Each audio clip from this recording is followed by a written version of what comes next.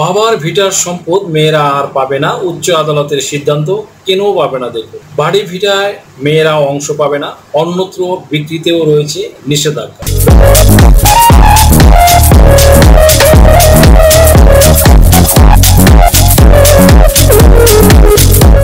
আমি জানি ভিডিওটির হেডলাইন ও টাইটেলে নিয়ে অনেকেই মন্তব্য করবেন, কিন্তু যারা এমন অযৌক্তিক কমেন্টস করে থাকেন তাদেরকে আমি চিনি। তাদের মধ্যে বেশিরভাগই হয় শুধু টাইটেল থাম্বনেল দেখে জেলাস ফিল করে মন্তব্য করেন, নয়তো তাদের স্বভাবসুলভ আচরণের কারণে করেন। দ্যাট মিনস তাদের স্বভাবটাই এটা, না জেনে শুনে একটা মন্তব্য করে নিজের পাণ্ডিত্য জাহির করা। আবার কেউ কেউ সম্পূর্ণ ভিডিওটি না দেখেই কমেন্টস করবে। তাদের উদ্দেশ্যে বলবো, ভাই আপনারা সম্পূর্ণ ভিডিওটি না দেখে মন্তব্য করতে যাবেন না।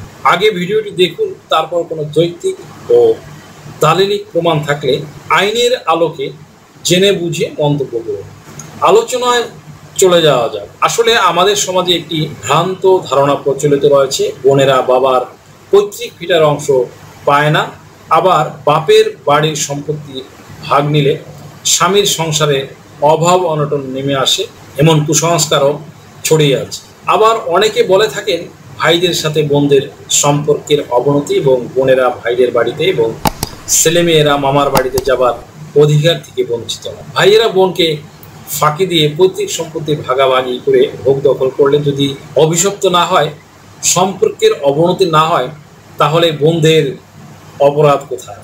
বোনদের প্রাপ্য সম্পত্তি ভাই ভোগ দখল করবে, কুকুর সম্পত্তি ভাইকে ভোগ দখল করবে, তাতে অপরাধ হবে না। অথচ পিতামাতার সম্পত্তির বৈধ অংশ কন্যা ভোগ দখল করলে অভিশপ্ত হবে। প্রকৃতপক্ষে মেয়েদের স্থায়ীভাবে ঠকানোর এগুলোর একটি চতুর কৌশল ছাড়া আর কিছুই নয়। এটি একটি কুটু কৌশল। শুধু বোনের প্রাপ্ত অংশই নয়, যদি কোনো বোন তার স্বামীর অব্যাহত অত্যাচারে ভাইয়ের বাড়িতে আশ্রয় নেয়, তাহলে তাই ভাই ভরণ পোষণ দেবে। জোর করে বোনের ভরণ পোষণের ভয়ে উপযুক্ত সুরাহা ছাড়া ওই স্বামীর বাড়িতে পৌঁছে দেবেন না। তবে কিছু ব্যতিক্রম, কিছু এক্সেপশনাল কেস রয়েছে, যার কারণেই বলা হয়ে থাকে যে পৈতৃক ভিটার সম্পত্তি মেয়েরা পাবে না।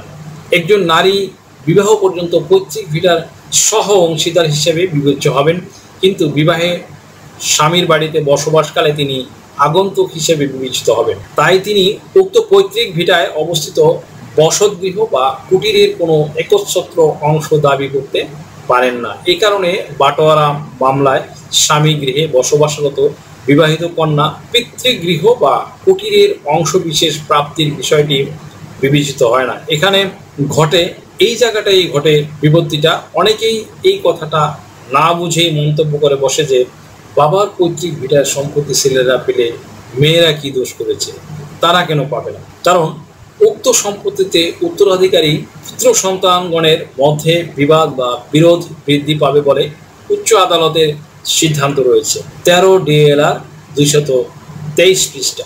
জমি বন্টন বা ভাগবাটোয়ারা সম্পর্কিত যে মামলা আদালতে করা হয়, সেগুলো বিভাগ বন্টন মামলা বা বাটোয়ারা মামলা বা পার্টিশন স্যুট বা বিভাগ মামলা নামে পরিচিত। পৈতৃক সম্পত্তি ওয়ারিসদের মাঝে সমবন্টন না হলে কিংবা ফিতা বন্টন চিহ্নিত না হলে কিংবা জমির সীমানা নির্ধারণ সংক্রান্ত বিরোধ হলে কিংবা সম্পত্তি অন্যান্য শরিকরা জোর করে দখলে রাখলে কিংবা প্রাপ্য অংশ কম দিলে কিংবা প্রাপ্য অংশ দিতে অস্বীকার করলে কিংবা অন্যান্য শরিকরা দাবিকৃত অংশ বন্টন অস্বীকার করলে সাধারণত এই মামলার উদ্ভব হয়। মেয়ের বিবাহ হলে মেয়ে যদি স্বামীর বাড়িতে বসবাস করে, তাহলে বাটোয়ারা আইনের 4 ধারা মতে পৈতৃক বাড়ি বাটোয়ারা করতে পারবে না, কারণ সে একই পরিবারভুক্ত নয়।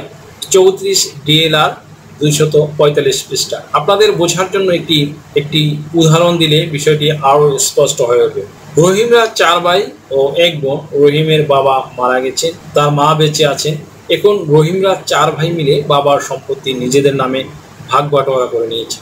ভাইয়েরা কিছুতেই বোনের বাবার সম্পত্তির অংশ দিতে চাচ্ছে না। এখন বোন এই ক্ষেত্রে কি করবে? মুসলিম আইনে বাবা বা মা মারা গেলে মৃত ব্যক্তির যদি ছেলে এবং মেয়ে উভয়ই থাকে, তাহলে রেখে যাওয়া সম্পত্তিতে ছেলেরা যা পাবে মেয়েরা তার অর্ধেক পাবে। দ্যাট মিনস ভাইয়েরা ইচ্ছা করলে বোনদের সম্পত্তি থেকে ডিসপ্যারেট করতে পারবেন না তথা বঞ্চিত করতে পারবেন না। এক্ষেত্রে বোনের বিয়ে হোক বা না হোক সেটি বিবেচ্য বিষয় নয়। বঞ্চিত বোনেরা বাটোয়ারা বা বন্টনের মোকদ্দমা করতে পারেন। মৃত ব্যক্তির রেখে যাওয়া সম্পত্তির ভাগ বন্টন নিয়ে উত্তরাধিকারীদের নিজেদের মধ্যে বনিবনা না হলে বাটোয়ারা মামলা করে অধিকার ফিরে পাওয়া যায়। এই মোকদ্দমা চলাকালে কেউ মারা গেলে তাদের উত্তরাধিকারীরা অন্তর্ভুক্ত হতে পারেন এবং অংশ চাইতে পারেন। দ্যাট মিনস শুধু বোনেরাই নন, বোনেরা মারা যাওয়ার পর তার উত্তরাধিকারীরাও এই মামলায় পক্ষ হতে পারেন। তবে বিবেচিত বিষয় হচ্ছে এই যে যেহেতু মেয়েদের ঠিকানা হয় শ্বশুরবাড়ি, তাই বাপের বাড়ির গৃহের অংশ তাদের ব্যবহার করার দরকার পড়ে না। এছাড়াও একটা পর্যায়ে বোনেরা বাপের বাড়ির জমি পেলেই জমি অন্যের কাছে বিক্রি করে চলে যায়। অন্যদিকে ছেলেদের বাপের গৃহই সম্বল। সামাজিক আর পরিবেশ পরিস্থিতির বিবেচনায় পিতৃগৃহের ভিটে বাড়ির জমি ব্যতীত সমপরিমাণ জমি অন্য জায়গা থেকে দেওয়া হয়। দ্যাট মিনস বোনের হক যাতে কোনোভাবেই বিনষ্ট না হয় এমন জমি থেকে তার অংশ বুঝিয়ে দেওয়া। সেটাও যদি ভাইয়েরা বা ভাইপোরা বুঝিয়ে দিতে অস্বীকার করে তাহলে রীতিমতো বাটোয়ারা মামলা করে অংশ বুঝিয়ে নেওয়া সম্ভব। এই মামলা করতে হলে কিন্তু সম্পত্তির মালিকানা সংশ্লিষ্ট সব কাগজপত্র যেমন ভূমি জরিপ খতিয়ান, নামজারি খতিয়ান, মালিকানা দলিল, উত্তরাধিকার সনদ ইত্যাদির প্রয়োজন হবে। কারণ নালিশি আর্জিতে সম্পত্তির মালিকানা অর্জনের বিবরণ যেমন খরিদ, দান সূত্রে কিংবা ওয়ারিশ সূত্রে কিনা, উত্তরাধিকার সূত্রে কিনা, যৌথ মালিকানার মাধ্যমে কিনা, দখলের প্রেক্ষিতে সত্ত্ব অর্জন কিনা, বন্ধক বা অন্য কোনোভাবে সত্ত্ব অর্জন কিনা ইত্যাদি বিষয়সমূহ ধারাবাহিকভাবে উল্লেখ করতে হয়। বাটোয়ারা মামলা করার পূর্বে নিশ্চিত হতে হবে যে সম্পত্তি আগে উইল বা হেবা করা হয়েছে কিনা। যদি হয়ে থাকে তাহলে উইলের ক্ষেত্রে 3/1 অংশ বাদ দিয়ে কিংবা হেবা করা হলে হেবার দলিলের যে পরিমাণ মালিকানা আছে সেটা বাদ দিয়ে অন্য সহ শরিকের অংশ বের করতে হবে। এই মামলায় সাধারণত 2 বার ডিক্রি হয়ে থাকে। প্রাথমিক ডিক্রির পর বন্টন না করা হলে আদালত অ্যাডভোকেট কমিশনার নিয়োগ করে অংশ নির্ধারণ করে দেন এবং চূড়ান্ত ডিক্রি প্রদান করেন। মামলা চলাকালীন আদালতের মাধ্যমে বিকল্প বিরোধ নিষ্পত্তির সুযোগ রয়েছে। বন্টন ডিক্রি পাওয়ার পরও দখল না পেলে কিংবা পক্ষগণ দখল বুঝিয়ে না দিলে কিংবা হিস্সা বুঝিয়ে না দিলে উচ্ছেদের মামলা করা যেতে পারে, সত্ত্ব দখলের মামলা করা যেতে পারে। এজমালি ও বিভাগযোগ্য সম্পত্তি যে এলাকায় অবস্থিত সেই এলাকার উপযুক্ত আদালতে এ মামলা দায়ের করতে হয়। দেওয়ানি কার্যবিধি আইনের 16 ধারা অনুযায়ী নিম্নতম এখতিয়ার সম্পন্ন আদালতে এই জাতীয় মামলা দাখিল করতে হয়। তবে সম্পত্তির মালিক যিনি তার সম্পত্তির 2টি মৌজায় স্থিত হলে তিনি দেওয়ানি কার্যবিধি আইনের 17 বিধি অনুযায়ী যে কোনো প্রকার মৌজায় এখতিয়ার সম্পন্ন আদালতে মামলাটি দাখিল করা যায়। সেক্ষেত্রে স্থানীয় অধিকৃত মূল্যায়ন নির্দিষ্ট না হয়ে সেই ক্ষেত্রে দেওয়ানি কার্যবিধি আইনের 18 বিধি অনুযায়ী যে কোনো আদালতে মোকদ্দমা দাখিল করা যাবে। কোর্ট ফি আইনের বিধান অনুযায়ী 300 টাকার কোর্ট ফিস দিয়ে এই মোকদ্দমা দায়ের করতে হয়। প্রিয় দর্শক মণ্ডলী, আশা করি ভিডিওটি থেকে সামান্যতম হলেও উপকৃত হয়েছেন। যদি ভিডিওটি আপনাদের সামান্যতম উপকার আসে তাহলে রিকোয়েস্ট করব চ্যানেলটি লাইক, শেয়ার, কমেন্টস এবং সাবস্ক্রাইব করে পাশে থাকা বেল আইকনটি প্রেস করে দিন যাতে পরবর্তী ভিডিওর নোটিফিকেশনটি খুব সহজেই পেয়ে যান। আজকের মতো এখানে শেষ করছি। দেখা হবে অন্য কোনো দিন, অন্য কোনো ভিডিওতে, অন্য কোনো আইনি কন্টেন্ট নিয়ে।